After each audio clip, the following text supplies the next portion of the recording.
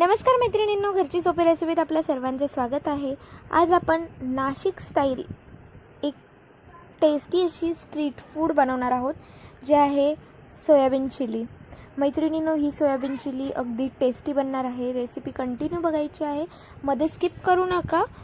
जर मध्ये स्किप न करता तुम्ही पूर्ण रेसिपी व्यवस्थित बघितलीत तर नक्कीच तुमची रेसिपी एकदम झकास बनेल। तर त्यासाठी सर्वात आधी आपण पाणी बॉईल करायला ठेवलं होतं आणि यामध्ये आपण सोयाबीन घालून घ्यायचे आहेत। या ठिकाणी आपण मार्केटमध्ये 2 आकाराच्या सोयाबीन मिळतात, एक छोट्या आकाराच्या आणि एक मोठ्या। आपण या ठिकाणी मोठ्या आकाराच्या सोयाबीन वड्या घेणार आहोत आणि यांना आपण पाण्यात सोक करणार आहोत।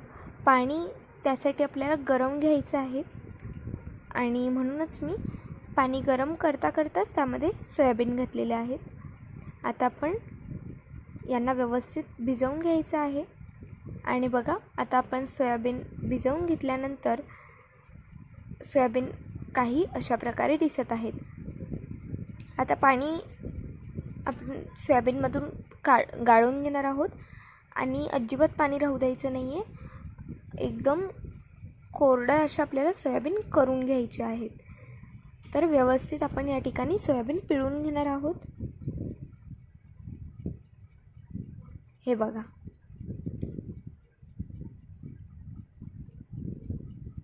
व्यवस्थित त्याच पाण्यात आपल्याला सोयाबीन पिळून घ्यायचे आहेत। आता सोयाबीन पिळून झालेले आहेत, तर तुम्ही आता त्यांना बघू शकता। यामध्ये आपण हळद घालणार आहोत, लाल तिखट, भाजलेली धने आणि जिरा पूड, चवीनुसार मीठ,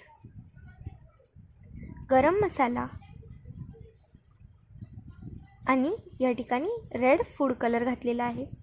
आता या ठिकाणी जर तुमच्याकडे पावडर फॉर्ममध्ये फूड कलर नसेल तर तुम्ही लिक्विड किंवा जेल फॉर्ममध्ये येतं ते सुद्धा यूज करू शकतात। त्यानंतर या ठिकाणी आपण 1 वाटी भरून कॉर्नफ्लॉवर घालणार आहोत आणि हे यांची सोयाबीनवर व्यवस्थित कोटिंग करून घेणार आहोत। सगळं मिश्रण एकदम व्यवस्थित मिक्स झालं पाहिजे आणि बघा, आता मिक्स झाल्यानंतर आपल्या सोयाबीन वड्या काहीतरी अशा प्रकारे दिसतात। आता या ठिकाणी मी एका पॅनमध्ये तेल गरम करायला ठेवलेलं आहे आणि यामध्ये मी या सोयाबीन आहेत त्या तळून घेणार आहे।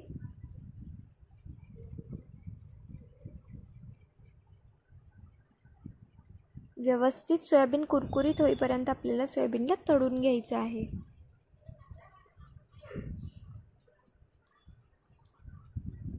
आणि हे बघा, आता सोयाबीन आपल्या व्यवस्थित तळल्या गेल्या आहेत। तुम्हाला दिसत असेल तर त्यांच्यावरती जे व्हाईट कलरचा फोम तयार झालेला तो पूर्ण गायब झालेला आहे आणि मग आपल्या सोयाबीन वड्या ज्या आहेत त्या तळल्या गेल्या आहेत। तर आता आपण त्यांना काढून घ्यायचं आणि त्यांच्यामधलं जे तेल आहे ते आपल्याला निथरवून घ्यायचं आहे।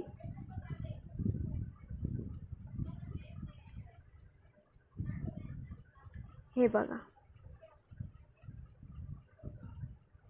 आता ह्या वड्या आपण काढून घेतल्या।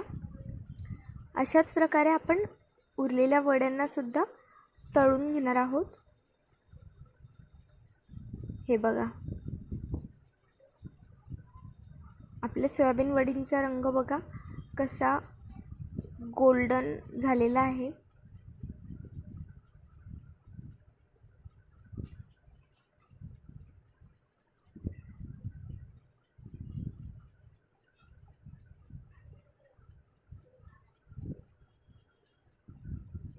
आता ह्या वड्या आपण गाळून घेतलेल्या आहेत।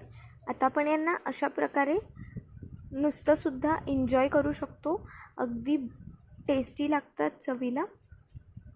हे बघा, आता आपण यांना नुसतं ट्राय करून बघूया। मी यांना शेजवान चटणीसोबत ट्राय करते, तुम्ही केचपसोबत तुम्ही यांचा आस्वाद घेऊ शकतात किंवा इतर जी चटणी असते त्यांच्यासोबत सुद्धा तुम्ही ह्या सोयाबीन वडींना एन्जॉय करू शकतात। नेक्स्ट, जर तुम्हाला सोयाबीन वडींना असं खायचं नसेल तर मी तुम्हाला आणखीन एक पद्धत सांगते की जेणेकरून तुमची जी सोयाबीन वडी आहे ती आणखीन टेस्टी बनेल आणि थोडीशी ग्रेव्हीवाली बनेल. जर तुम्हाला ग्रेव्ही हवी असेल तर तुम्ही तिची ग्रेव्हीसुद्धा बनवू शकतात आणि विदाऊट ग्रेव्हीवालीसुद्धा. तर त्यासाठी आपल्याला लागणार आहे बघा कॉर्नफ्लॉवर. मी 1 चमचा घेतलेला आहे आणि याला पाण्यात सर्वात आधी मी व्यवस्थित मिक्स करून घेत आहे. आता या ठिकाणी जर तुम्हाला ग्रेव्ही बनवायची असेल म्हणजे थोडा घट्टपणा आणायचा असेल तर त्यासाठी तुम्ही आणखीन कॉर्नफ्लॉवर घालू शकतात, म्हणजे 2 ते 3 चमचे. त्यानंतर या ठिकाणी तुम्हाला दिसत असेल मी कढईमध्ये तेल घालून त्यामध्ये कांदा आणि लसूण घातलेला आहे. त्यांना व्यवस्थित तेलात परतल्यानंतर त्यामध्ये आपण शिमला मिरची आणि टोमॅटो घालून घेतलेला आहे आणि त्यांनासुद्धा व्यवस्थित आपण तेलात परतवून घेतलेलं आहे. आपण जर लसूण घातला एक तर तुम्ही त्याला व्यवस्थित ठेचून घालायचं आहे किंवा तुम्ही त्याला एकदम बारीक कट करून घालू शकतात. आता यामध्ये आपण साधारणतः 1 टेबलस्पून रेड चिली सॉस आणि 1 टेबलस्पून सोया सॉस घालणार आहोत.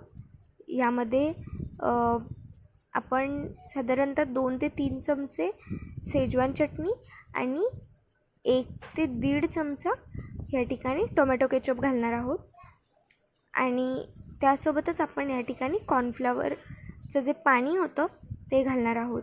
आता याला आपण व्यवस्थित मिक्स करून घ्यायचं आहे. हे बघा कशी छान ग्रेव्ही तयार झालेली आहे. आता यामध्ये आपण घालणार आहोत उभी चॉप केलेली कोबी आणि तिलासुद्धा व्यवस्थित यामध्ये मिक्स करून घेणार आहोत.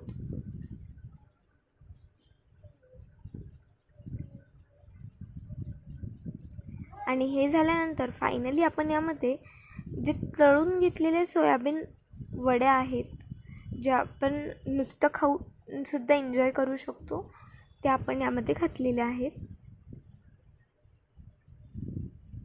आणि यांना आपण व्यवस्थित ह्या ग्रेव्हीमध्ये मिक्स करणार आहोत.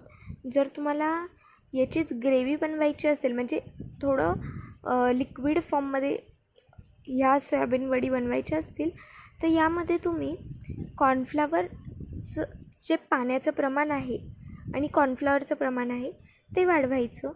एकदम टेस्टी अशी डिश बनते. नक्की ट्राय करून बघा. व्हिडिओ आवडला असेल तर व्हिडिओला लाईक करा. चॅनलला सबस्क्राईब केलं नसेल तर सबस्क्राईब करून बेल आयकॉन प्रेस करा आणि हा व्हिडिओ जास्तीत जास्त जणांपर्यंत शेअर करा जेणेकरून ते सुद्धा अशा टेस्टी सोयाबीन चिलीचा आस्वाद घेऊ शकतील. आणि नक्की ही रेसिपी ट्राय करून बघा. मी रिकमेंड करते, खूप टेस्टी बनते. आजसाठी एवढंच. धन्यवाद.